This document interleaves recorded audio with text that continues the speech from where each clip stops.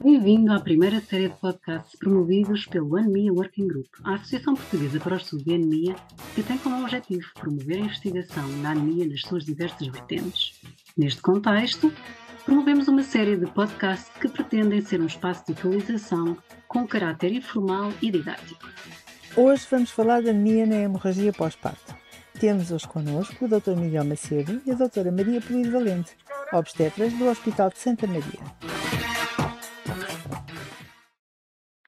Olá a todos, o meu nome é Miguel Macedo, sou médico interno no Hospital de Santa Maria, estou neste momento no terceiro ano da especialidade de ginecologia e obstetrícia e comigo está a Dra. Maria Polivalente, que é médica especialista em ginecologia e obstetrícia e responsável pela consulta de alto risco também no Hospital de Santa Maria.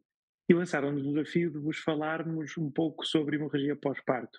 É um tema que nos temos debruçado um bocadinho até internamente nos últimos tempos e que gostávamos que mais pessoas estivessem a par e que soubessem também discutir algumas particularidades de um tema que pode ser um bocadinho menos conhecido da população geral.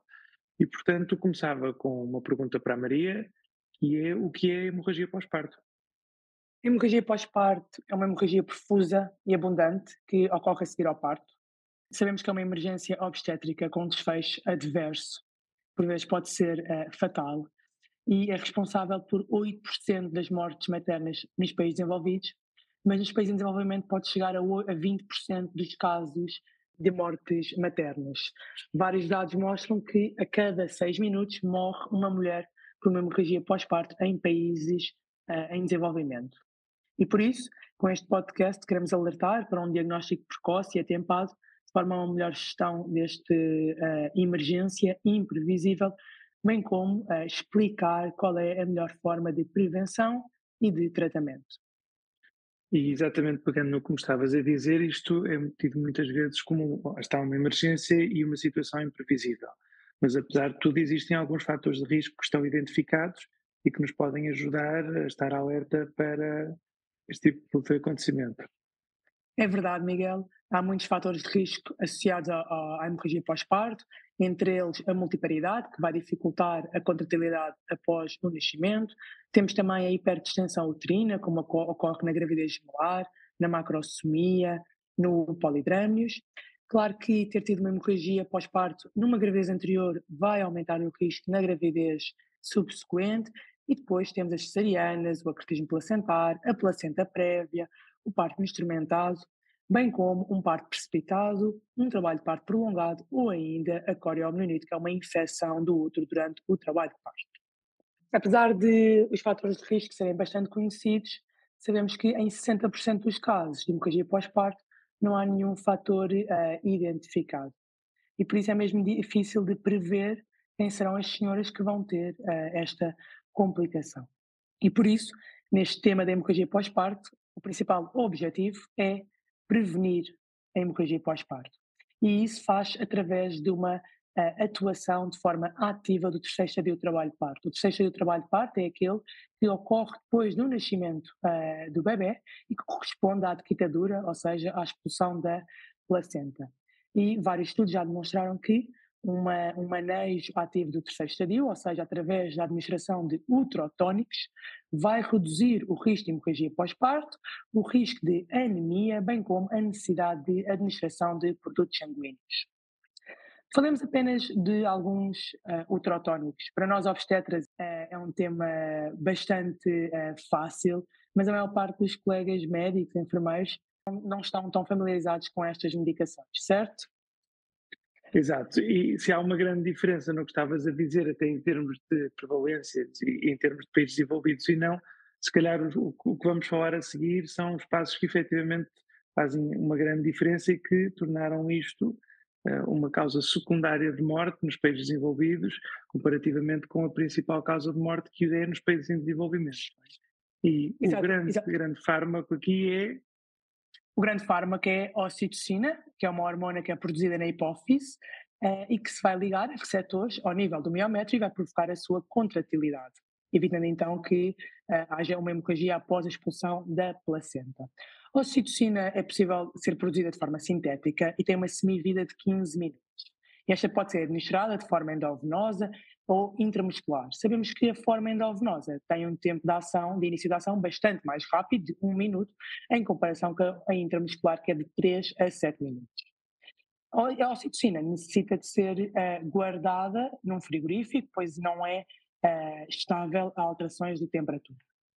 Em alternativa à ocitocina, nos últimos anos surgiu um novo fármaco, a carbotocina, é um análogo desta ocitocina e tem um maior tempo de duração e uma semivida de cerca de 40 minutos, que é bastante superior à da ocitocina.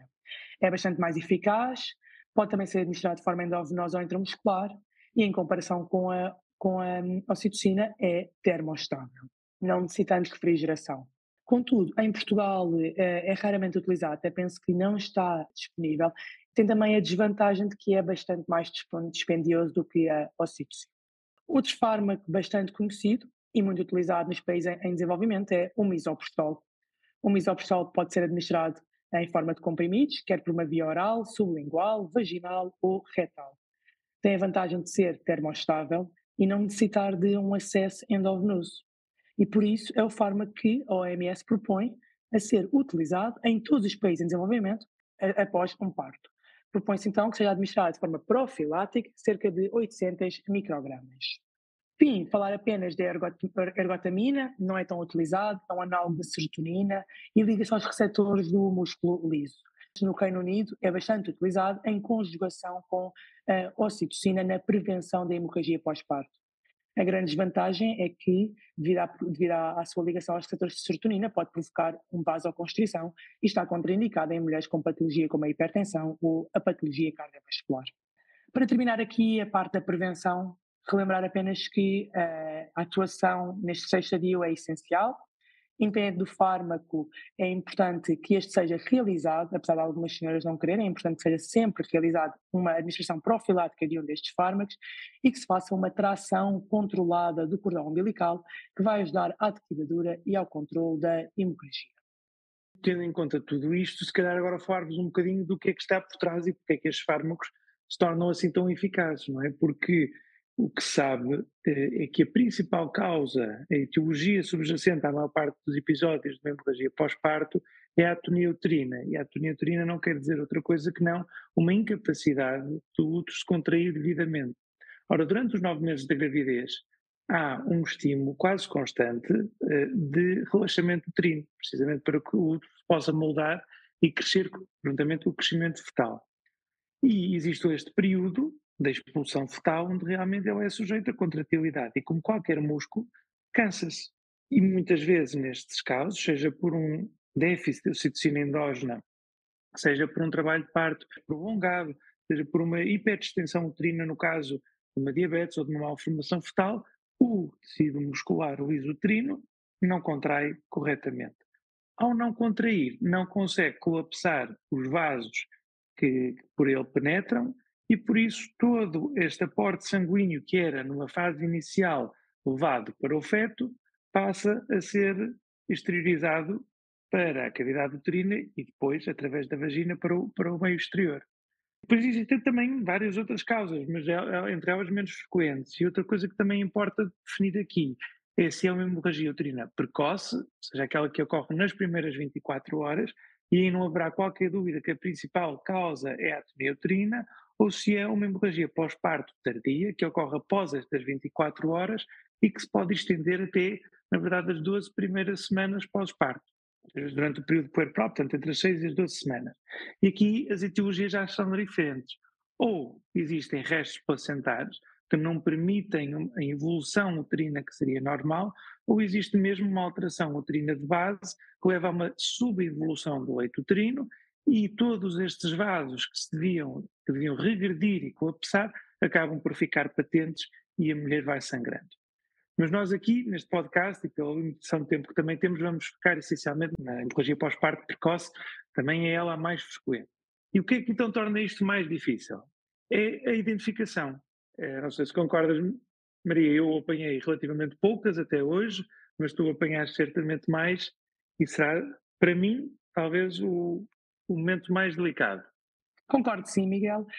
Relembrar apenas que 80% das causas de hemorragia pós-parto é a atonia uterina e, como o Miguel disse, as seguintes são o trauma, como por exemplo as lesões do canal de parto, os restos placentários ou ainda a coagulopatia.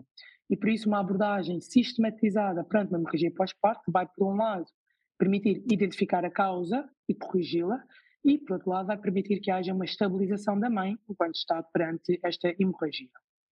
E, portanto, uma hemorragia pós-parto exuberante é muito fácil de identificar, porque rapidamente o resguardo onde a senhora se encontra fica saturado. E nós sabemos mais ou menos que o resguardo daqueles que se utilizam nos hospitais portugueses quando está cheio equivale mais ou menos a 1 litro de sangue. Ora, a grávida, durante o processo fisiológico de adaptação ao trabalho de parto, aumenta muito o seu volume circulante efetivo. E por isso a capacidade que tem para aguentar perdas sanguíneas, especialmente após a expulsão fetal, é muito grande. E aquelas manifestações características de um estado de anemia na mulher não grávida, como são a taquicardia, a intolerância ao levante, as tonturas, as palpitações, acabam por se manifestar bastante tarde em todo este processo. E, por isso, se a hemorragia, numa fase inicial, não for particularmente abundante, a sua identificação pode não ser óbvia. No entanto, após ser identificada, das coisas mais importantes a fazer é pedir ajuda. Muitas vezes encontramos sozinhos na sala de parto, porque os outros colegas estão ocupados com várias outras solicitações, e por isso, a primeira coisa, tendo uma emergência obstétrica, é pedir ajuda. E o que é que vamos querer? Vamos querer um anestesista, idealmente um outro obstetra que possa pensar connosco e seguir connosco as várias causas reversíveis deste evento, e depois pelo menos uma ou duas enfermeiras que possam administrar e reposicionar a senhora se assim for necessário, administrar as medicações que já foram ditas e reposicionar a senhora se assim for necessário. E, portanto, a primeira coisa a fazer neste caso é canalizar mais um acesso.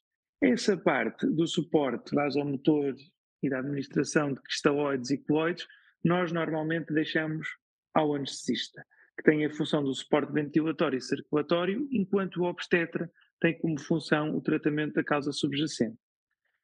E como nós sabemos que a principal causa da hemorragia é a atonia, uma das primeiras coisas que podemos fazer, relativamente simples, é avaliar o estado de contração do útero. Ora, o útero, após a expulsão fetal, equivale mais ou menos a um útero de 22 semanas e estará mais ou menos ao nível superior do umbigo e deve ser de consistência pétrea e pouco móvel, o que quer dizer que estaria corretamente contraído. Se este útero não for palpável ou for palpável uma massa flácida, quer dizer que estamos perante uma atonia. A primeira coisa que podemos fazer seria a massagem uterina externa, portanto, simular um pouco o que a contração endógena do músculo estaria a fazer. Por vezes, este simples ato de massagem uterina é suficiente para reverter o quadro. Quando estamos perante situações mais refratárias, fazemos normalmente uma nova toma de ocitocina por via direta, e estas duas manobras combinadas, massagem mais um reforço da dose profilática de ocitocina, são normalmente suficientes. Se ainda assim isto for insuficiente, podemos recorrer a outros fármacos que a Maria já falou, como o misoprostol, ou então a manobras externas, como é, por exemplo, o balão de Bacri, que é um balão intrauterino insuflável, que vai realizar uma compressão, não a externa, como conseguimos fazer com a mão, mas interna do leito uterino, e consegue também ele estancar a hemorragia e pode ser mantido dentro do útero durante cerca de 12 horas. Em centros mais diferenciados, que tenham acesso à radiologia de intervenção, aí podemos considerar a embolização das artérias uterinas, ou se estivermos a realizar este procedimento intracesariana, na necessidade de uma intervenção operatória, podemos sempre realizar suturas hemostáticas, sendo que das primeiras descritas são as suturas de Billings, mas não deixar de puxar a brasa à nossa sardinha e algum nacionalismo. Em 2005, o Dr. Alcides Pereira, um obstetra português, desenvolveu uma variante desta mesma técnica, que consiste em adicionar suturas transversais ao grande eixo uterino e que tem bons efeitos hemostáticos a nível do controle da hemorragia pós-parto no contexto de uma atonia. Se todos estes meios falharem, resta-nos sempre a hipótese da esterectomia, que é ela curativa, mas que tem um forte impacto a nível psicológico de uma mulher, pois perde uma parte da sua identidade, que está muito relacionada, em parte, com o processo que acabou de viver, que é o da maternidade e o do parto. Estes são as grandes ideias e as grandes abordagens que podemos ter perante esta situação clínica grave. É evidente que, conforme a etiologia, a nossa abordagem muda e quando falamos, por exemplo, da persistência de restos placentares, aí muitas destas medidas não terão tanto interesse numa fase inicial, mas passará sim por uma revisão, quer manual, quer instrumental, da cavidade uterina. Muito bem, Miguel. Isto é uma excelente revisão da abordagem à hemorragia pós-parto. Reforço que a abordagem sistematizada é o mais importante e são duas abordagens em paralelo, como o Miguel disse. Uma, habitualmente, a carga da anestesiologia, que vai permitir o suporte da ventilação e distribuição materna, quer através dos acessos, da administração de cristalóides, da administração de concentrado eritrocitário, se for necessário, bem como da administração de ácido tranexâmico. Está indicado em todas as hemorragias pós-parto a administração deste fármaco, 1 grama, o mais cedo possível, pois vários estudos já mostraram que a sua administração pode reduzir em 30% a mortalidade associada a esta emergência. E por isso, alerto todos os anestesiologistas, todos os obstetras que trabalham em sala de partos, para, perante uma hemorragia pós-parto, iniciarem precocemente esta medicação. Depois, em relação à abordagem da causa, o Miguel explicou bastante bem, não é? Começamos por uma avaliação do tónus uterino, com massagem externa ou com compressão bimanual, e associamos a isto fármacos ultratónicos, como doses adicionais de ocitocina ou misoprostol. E se isto não for suficiente, podemos obrigar a uma contração do útero através da colocação de um balão dentro do útero, que vai estar expandido e vai provocar a hemostase, a contração dos vasos miometriais. E claro que, em último caso, pode ser necessária esta laparotomia exploradora, com necessidade de suturas, que podem resolver facilmente esta atonia, ou, em último caso, uma esterectomia life-saving, que não deve ser de todo adiada, pois será então a única forma de resolver esta complicação. E por último, se calhar partilhava convosco, depois de toda esta revisão teórica e extensa sobre o tema, alguns dados recentes, uma revisão que fizemos a nível do Hospital de Santa Maria e que estamos agora a expandir para ver se conseguimos os dados a nível nacional, para que as mulheres que têm os seus bebés em Portugal possam ter uma ideia daquilo, da ordem de grandeza dos números com que estamos a lidar. Ora, posso-vos dizer que entre 2022 e 2023 existiram no Hospital de Santa Maria 130 casos de hemorragia pós-parto. Ora, nisto estamos a falar de um universo de quase 5 a 6 mil partos. Portanto, são números relativamente baixos, mas que nos devem, de qualquer forma, manter alerta. O que também traz muito para o conceito de que não existe um parto de baixo risco. Existem gravidezes de menor ou maior risco, mas o momento do parto é sempre um momento de risco elevado, como dissemos anteriormente, pela dificuldade de previsão também destas situações. De forma interessante, e trazendo também um pouco aqui ao tema desta série de podcasts, 8,4% das senhoras que sofreram uma hemorragia pós-parto tinham de base uma anemia crónica. E apesar de não estar bem estabelecida nenhuma relação entre esta condição prévia e o desenvolvimento de uma hemorragia pós-parto, não deixa de ser interessante que uma das causas de hemorragia, ou seja, uma das consequências desta hemorragia, possa também estar presente previamente. Depois temos como grandes causas a hipertensão, seja crónica ou estacional, ou manifestada mais tardiamente sob a forma de uma pré-eclâmpsia, e também, como não podia deixar de ser, e vários estudos já previamente o relataram, a obesidade. Portanto, tudo que sejam IMCs superior a 30, temos quase 5% das senhoras que tinham este antecedente.